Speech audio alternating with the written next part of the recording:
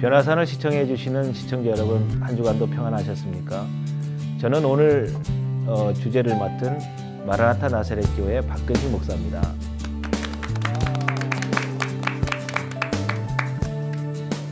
오늘은 추운 겨울에 정말 누가 진정한 이웃인가,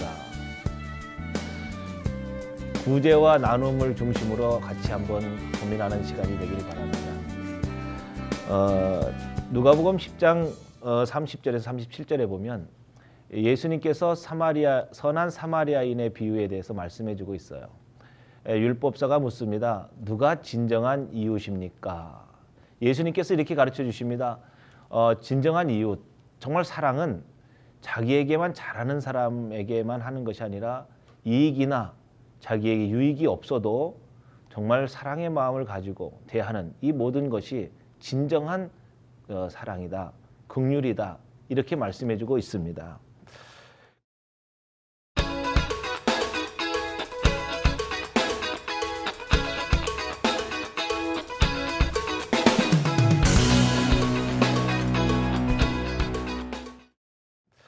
그리고 예수님께서 강도에 대한 비유를 말씀해 주시는데요.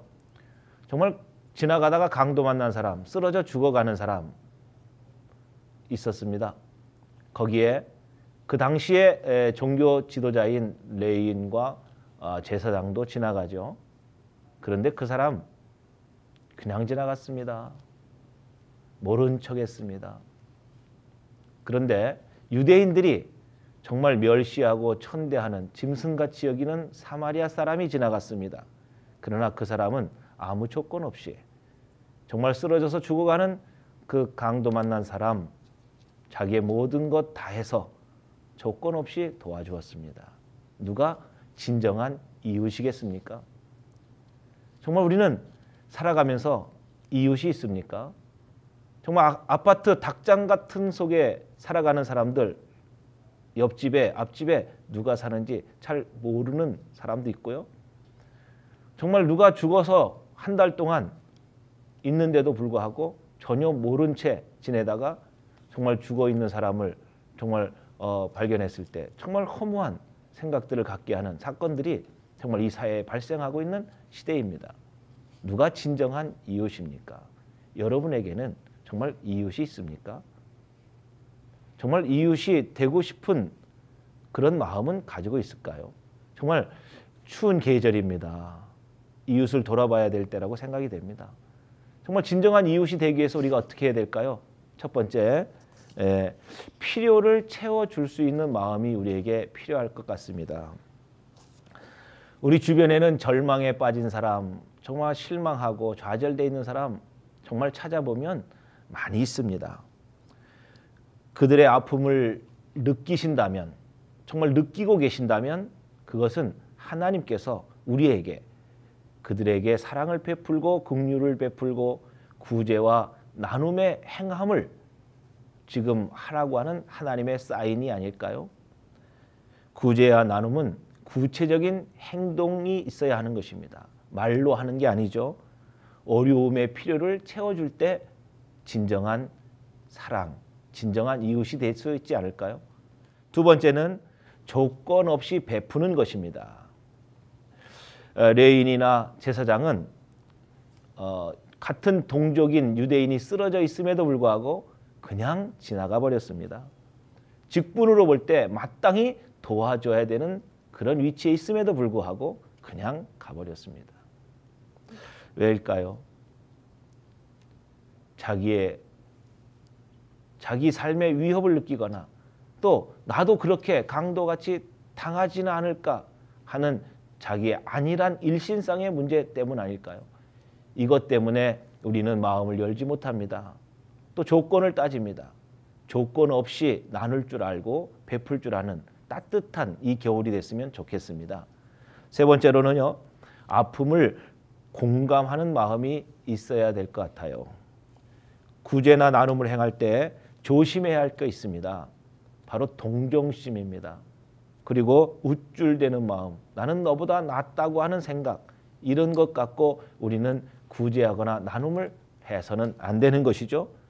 정말 이 긍휼과 구제 사역은 영혼을 사랑하는 간절한 하나님을 사랑하는 마음에서부터 출발되어야 온전한 긍휼의 실천이 되어질 것입니다. 오늘 이 시간에 묻고 싶어요. 자신을 한번 살펴보라고요.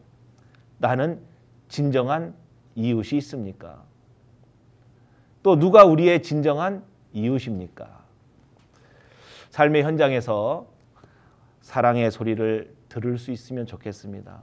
나를 필요로 하는 곳으로 달려가서 하나님께서 우리에게 외치는 그 사랑의 소리 한번 이 시간에 함께 들어보기를 바랍니다.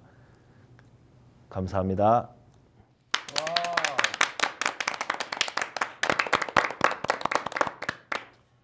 오늘 마라나타 나사렛 교회 박근식 목사님께서 우리의 이웃이 누구인가, 또 이웃과 관계를 어떻게 가져야 되는가에 주제 말씀 주셨습니다. 오늘 여러 목사님들과 함께 이 문제에 대해서 조금 심화 토론을 갖도록 하겠습니다. 출연하신 목사님들 소개해 주시면 좋겠습니다. 하나님의 비전 모습 백광현 목사입니다. 반갑습니다. 청년을 향한 일편단심 비타민 목사, 사랑의 유통업자 민병호 목사입니다. 대전성지교회 심상영 목사입니다. 안녕하세요. 안녕하세요. 마라나타 나사렛 교회 박근식 목사입니다. 안녕하세요. 저는 한남대학교를 섬기는 김영태 총장입니다. 오늘 귀한 목사님들 모시고 우리들의 주 관심사인 이웃에 관한 토론을 좀 갖도록 하겠습니다. 우리 백 목사님부터 좀 말씀해 주시면 좋겠습니다.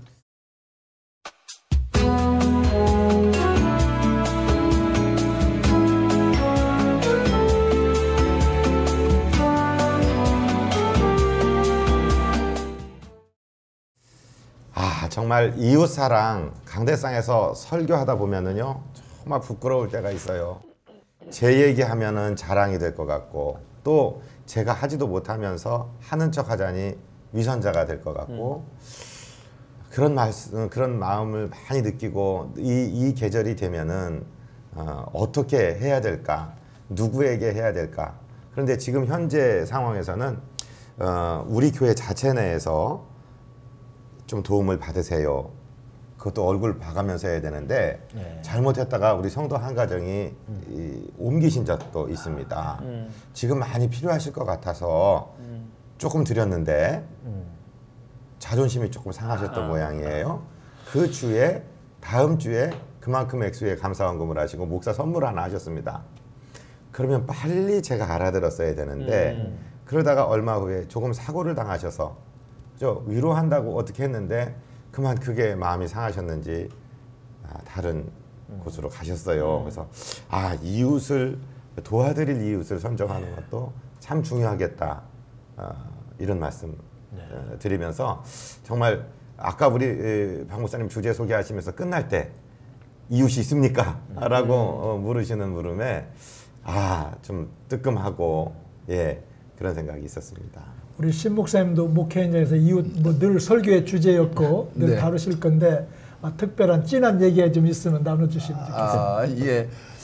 우리 그 백 목사님 말씀하신 것처럼 정말 그 사람들에게 상처가 되지 아니한 이런 섬김이라고 하는 건 참 중요한 것 같아요. 어떨 땐 그게 자존심 상하게 이걸 왜 주세요? 그렇게 질문하시는 분들도 있거든요. 근데 우리가 마태복음 6장에 보면 이스라엘의 3대 선행이 있잖아요. 구제와 금식과 기도. 그런데 그 특징이 뭐냐면 오른손이 한 것을 왼손이 모르게 해라. 기도든 금식이든 남에게 나팔 불지 말라. 그런 내용이지 않습니까? 근데 우리가 정말 고아원 같은 데 이렇게 방문할 때도요. 아이들이 이제 그런다고 그래요. 사진 한 장 박으러 가자. 그러니까 우리들이 주는 것들에 대해서는 이렇게 너무 생색내려고 하는 그런 것들을 조금 지양했으면 좋겠다. 그런 마음이고요. 나라가 좀 풍족해져 가면서 실질적으로 이제 우리 교인들이 가서 돕잖아요. 그런데 이제 우리는 김치 콩자반 그런 걸 가지고 가는데 열어보면 그 할머니 그 냉장고 안에는 무슨 캔이라든지 또 무슨 소세지 뭐 이런 햄 같은 게 들어가 있는 거예요. 그러다 보면 오히려 갔다 온 분이 왜 이런 데를 소개해 주셨어요? 이런 반문들이 올 때도 있는데 우리들이 도울 때 정말 그 사람들이 뭐를 요구하고 있는지 그 정확한 것들을 알고 섬기는 그런 지혜가 지금 우리 기독교 교계에는 필요한 단계가 되지 않았나 그런 생각을 갖게 됩니다. 네. 네. 우리 민 목사님도 네. 청년들하고 있으면서 네. 청년들하고 의도적으로 이웃사랑을 실천하는 장을 저는 좀 많이 만드는 편이거든요. 그래서 지난 14년 그 12월에도 저희들이 사랑의 연탄 배달, 사랑의 연탄 배달 하자고 했더니 청년들이 되게 좋아하더라고요. 자기들이 일부러 가서 할 수도 있지만 교회 공동체라는 이름으로 가서 그 일을 하니까 스스로 내가 어떻게 살아가야 되는지, 그리고 주변에 있는 독거 어른들 그런 일도 하고, 가까운 동사무소나 이런 데 좀 물어보면 전기세를 못 내서 전기가 끊어진 그런 어려운 가정도 있더라고요. 그럴 때 우리 교회 샜어요, 사진 찍어요 이런 게 아니라 그냥 조용히 그 값을 정리해주면 그분들이 또 몇 개월 그 전기불을 사용할 수 있고, 그런 의도적으로 청년들이 너희의 이웃이, 우리 함께 살아가야 할 우리 이웃이 누구인가, 예수 그리스도가 말씀하신 것 그대로 행하라는 말씀처럼 저희 청년들한테는 의도적으로 그런 어떤 사역들을 많이 만들어서 섬기고, 대신 좀 드러나지 않게 조심스럽게 하고, 저희 청년공동체 좀 자랑하고 싶은데요. 좀 유성 쪽에 그 계룡산 쪽 넘어가다 보면 그 시설이 하나 있습니다. 근데 저희들이 매주 한 번도 빠지지 않고 저희 청년들이 가서 주일학교 예배를 드려줘요. 그리고 저희 교회 청년들이 방과후 학습처럼 과외도 해주고, 그리고 1:1 멘토가 되어줘서 좀 부모님이 없고 그런 어려운 아이들을 정말 그 가족처럼 그렇게 몇 년째, 근 한 10년 가까이 그런 섬기는 걸 가까이 보면서 정말 좋더라고요. 그래서 그런 친구들이 결혼을 해서 또 자녀를 낳으면 또 그런데 또 우리 섬기는 의도적으로 정말 그리스도의 사랑을 실천하는 그런 훈련을, 그런 장을 만들고 있습니다. 우리가 이웃에 관해서 지금 말씀 중에 생각나는 것이 두 가지 준비가 다 갖춰져야 도울 수 있다. 첫째는 아무리 많은 걸 갖고 있어도 마음이 없으면 못 돕는 것이고, 마음이 있어도 갖춘 게 없으면 못 도와준다. 선한 사마리아인이 여행 중에 기름과 포도주를 갖고 있었고 일정한 돈을 갖고 있으니까 그를 부비가 들면 더 주겠다. 우선 이만큼 줄 테니 이 안에서 돌봐줘라. 그 준비를 갖추는 게 우리 신앙인들이 이웃에 대한 준비고요. 또 하나 돕는 건 방법에 대해서 제가 옛날 안양 제일교회에 계시던 설삼용 목사님한테 설교를 듣다 배운 게 하나 있는데, 이웃을 돕고 싶은 마음이 우러났을 때 즉각 도와라. 성령님이 주시는 메시지로 알고 명령을 즉각 도와라. 도울 마음이 있는데 하룻밤 지나면 50%, 이틀밤 지나면 100% 못 돕는데요. 즉각 돕고, 도울 때는 말씀 주신 대로 오른손이 한 걸 왼손이 모르게 비밀리에 도와라. 세 번째는 도운 다음에 도왔다는 사실 자체를 빨리 기억해서 지워라. 그래 도운 것이다. 그게 참 받는 것도 어렵지만 주는 것도 어렵고, 의도하지 않은 오해가 생기고 자존감을 건드려 가지고 오히려 상처를 덧나게 하고 이런 일도 많아서 양자가 다 굉장한 기도와 배려와 심리적인 터치가 필요한 것 같아요. 그래서 그런 모든 사례를 들었는데 박 목사님도 종합해서 한번 또 말씀해 보시네요. 정말 누가 진정한 이웃이고 정말 나에게 이웃은 있는가. 저도 이 주제를 준비하면서 정말 깊은 묵상을 좀 했습니다. 정말 우리 교회들이 정말 이웃이 되어줘야 되는 사람들의 그 요구를 외면하고 있지는 않은가. 또 내 자신이 정말 이웃이 되기를 원하는 그러한 그 적극적인 마음은 갖고 있는가, 이런 생각을 해보는데요. 정말 습관은 대단히 중요한 것 같아요. 습관은.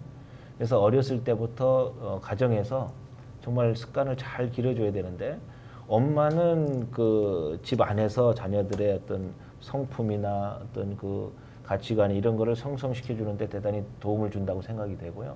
그 아빠는 대외적인 활동을 하면서 자녀들을 좀 활동력 있고 용감하고 담대하게 담력 있게 키워주고 또 이웃과 함께 할 수 있는 그런 그 토대를 마련해 줘야 된다고 생각이 되는데, 정말 아빠가 정말 지금 우리 민 목사님 얘기한 것처럼 어느 시설 같은 데를 자원봉사를 꾸준히 한 다음에 거기서 인정받고 나서 그 자녀들을 한번 데리고 가 주어 보면 아 거기에서 그 아빠에 대한 그 인식이나 또 인정이나 또 존경하는 거나 이것을 자녀들이 자연스럽게 배울 수 있도록 그렇게 하게 되면 그 마음이 이웃에게까지 자녀들이 배양돼서 진정한 이웃이 되기 위해서 이렇게 성장돼 갈 수 있지 않겠나 그런 생각을 저는 묵상하면서 생각을 했거든요.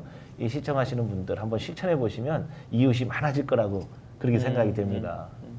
한번 이번에 목사님들이 목회 현장에서 경험하신 것 중에 나는 누구를 이웃으로 설정하며 어떻게 앞으로 그들과 나눔을 갖겠다고 하는 아주 구체적인 방법들 하나를 서로 한번 모아보고 이 토론 끝내도록 하겠습니다. 목사님부터는.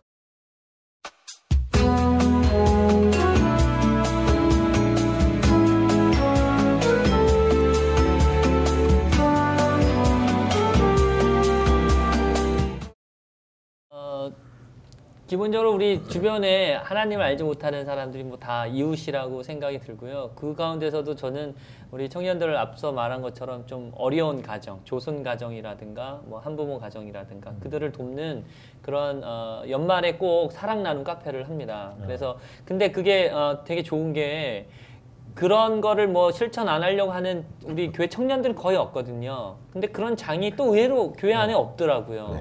일부러 사랑의 바자라든가 이런 어떤 특별한 목적을 갖고 교회 공동체가 의도성을 갖고 이렇게 섬긴다는 게 쉽지 않은데 그런 사랑 나눔 카페를 저희들이 한 10년 가까이 또 그것도 섬기면서 그 수익은 목적이 분명하기 때문에 조선 가정이라든가 어려운 그런 한부모 가정이라든가 이런 데를 좀 돕고 주변에 저는 이제 생각해 볼 때 저희 아내가 이제는 민간 일기 자격이긴 한데 다문화 상담사 자격을 취득했어요. 근데 국내에 들어와 있는 대전에도 수많은 다문화 가정들이 있더라고요. 그래서 저희 가정에서 한 것 중에 하나가 그 다문화 가정이나 좀 어려운 가정이 있는 그분들에게 좀 섬기는 일을 좀 했었습니다. 그래서 어느 한 기관하고 협력해갖고 분유 나눔 그 기금을 좀 모금해서 그들 좀 돕고 하는 일도 있었거든요. 그래서 주변에 어렵고 힘든 사람들이 하나님을 모르는 모두가 다 마찬가지겠지만 좀 더 어렵고 힘든 다문화 가정이라든가 또 이렇게 조선 한부모 가정 그들이 우리 진정한 이웃이 되어야 되지 않을까 저는 그렇게 생각을 해봅니다. 네, 우리 목사님. 저는요 지금 제 하늘나라 계신 제 아버지 생각이 나요. 제가 자라면서 2번 정도 그런 경험이 있는데 한 번은 교회 안에서고 한 번은 길거리에서 어느 분이 제 아버지 손을 잡고 들어오셨어요. 그때 서울 신촌에서 제 아버지가 DP점인가 이렇게 점포를 하고 계신데 저희 자녀들한테 오신 거예요. 이분이 내 생명의 은인이다. 이분이 내 생명의 은인이다. 그러면서 저희가 충남 강경 출신인데 거기 6.25 전쟁이 났을 때 옥녀봉이라는 데 토구를 파고 당신의 생명을 괴뢰군들로부터 지켜주셨던 이분이 그런데 이분을 그렇게 찾으려고 했는데도 만날 수 없었는데 길에서 만나서 내가 이 자녀들한테 고맙다는 얘기를 하려고 들어왔다 하면서 말씀을 하세요. 그러면은 제가 그때 보면 제 아버지가 그것에 대해서 굉장히 자부심을 가지고 막 이렇게 하실 줄 알았는데 그거 다 잊었는데 그렇게 그냥 말씀하시더라고요. 그분 가시고 난 다음에 무슨 말씀을 하시냐면 하나님 보고 했다. 하나님이 기억하시기 원한다. 그 말씀은 큰 가르침으로 우리가 누구를 도울 수 있다는 것은 나중에 이 사람이 나한테 갚을까 안 갚을까. 아까 레위나 제사장들은 자기에게 보상해 주지 못할 테니까 안 도왔다고 말씀을 하셨는데 이 세상의 모든 문화 하나님이 다스리시고 계신다는 거 안다면 하나님이 그 사실 보셨으니까 하나님 보고 지금 내가 어떻게 하는 것이 하나님 뜻일까 생각한다면 이웃 돕는 것 그렇게 어렵지 않을 것 같다 이런 생각을 해봅니다. 네. 신 목사님. 저는 이제 진행되면서 좀 정리를 했거든요. 첫 번째는 우리가 방과 후 지도를 좀 합니다. 그런데 그게 정말 마을 사람들한테 호응이 좋아요. 그래서 그런 섬김의 장을 교회들이 노력도 하고 좀 찾아봤으면 좋겠고요. 사랑선교회라고 장애인들을 갖다가 이렇게 섬기는 그런 프로그램을 가지고 있거든요. 여전히 우리들의 도움을 기다리고 있는 사람들이 많습니다.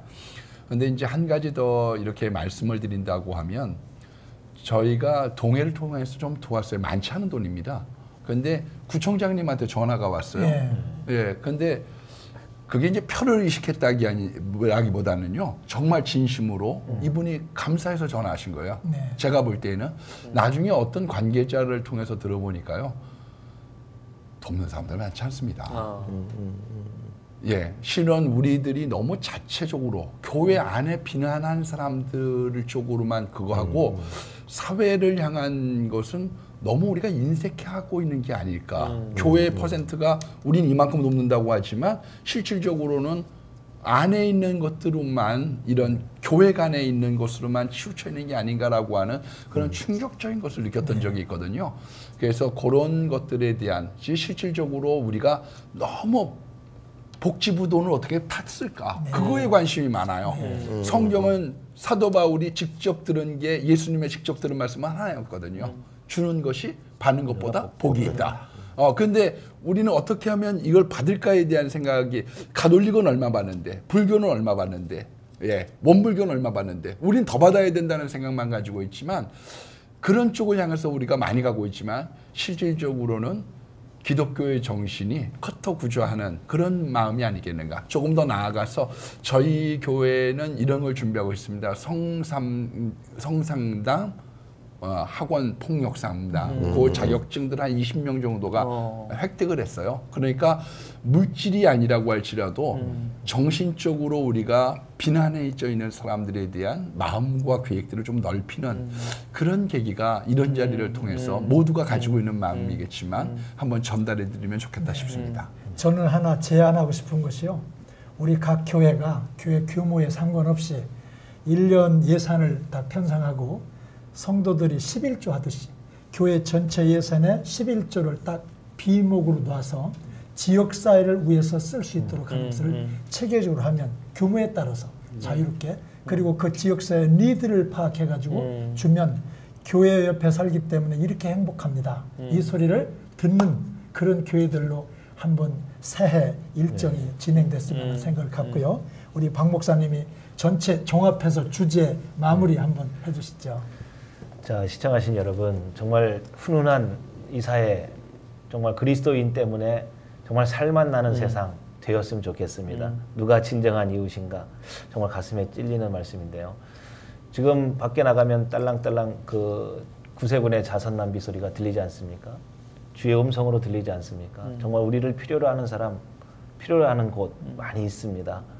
정말 정부에서 복지 정책으로 많은 그 구제와 많은 혜택을 주고 있는데 그렇지 못한 차상위 계층도 많이 있습니다.